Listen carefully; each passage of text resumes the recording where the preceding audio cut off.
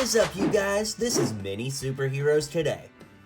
Hey guys, today I'll be showing you a feel guide for all 12 figures from Series 23 of the LEGO Collectible Minifigure Series.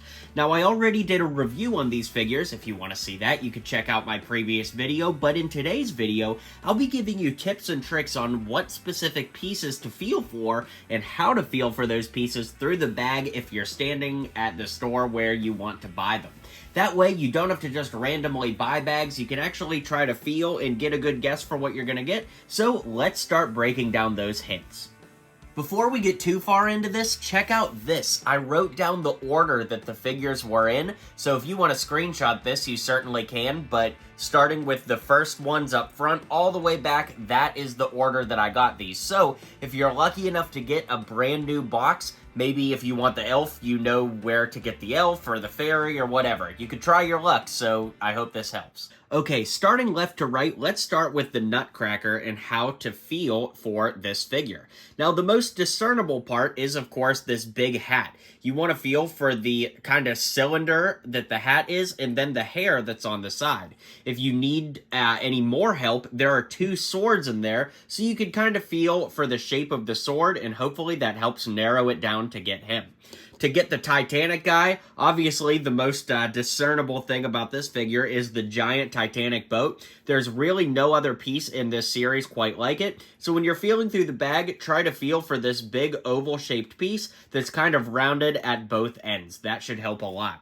For the wolf, we have two pieces you can feel for, and a third if you need any final confirmation. I would feel for the wolf helmet, and you can actually kind of feel the teeth right there. So try to feel the ears and then come down and try to feel the teeth. If you have any doubt, you could try to feel for the bag that he comes with, or you could try to feel for the tail, which is kind of like malleable, so that definitely helps. The dragon is probably one of the easier ones to feel for because there's so many unique shapes. Of course, the tail with the spikes on the back, you could try to feel for the spikes. You could try to feel for the wings, which are actually quite wide. Or you could try to feel for the dragon helmet, which has some like pointy parts of the back.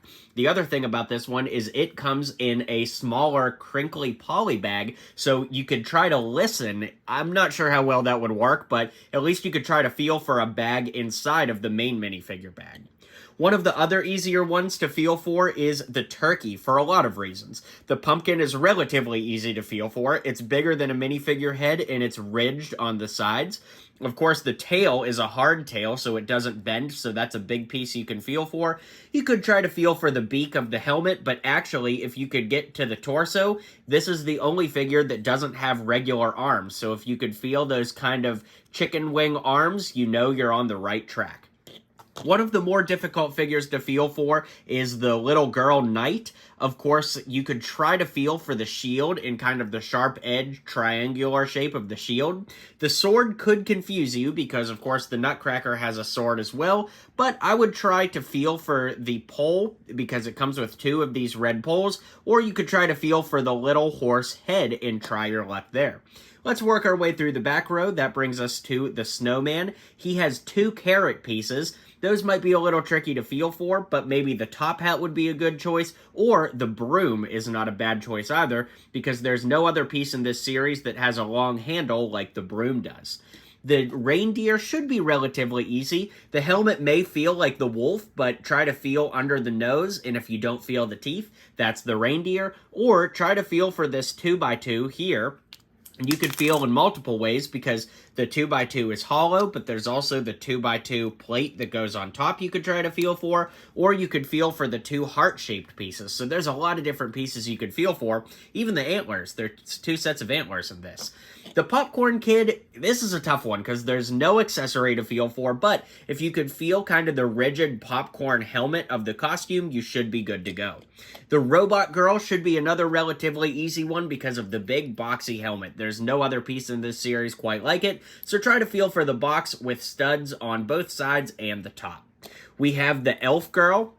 She should be easy to feel for because of the pointy hair, which you could feel down, the pointy hat that you could feel down to these rubbery ponytails in the back, or you could try to feel for the dome piece that comes on the snow globe build.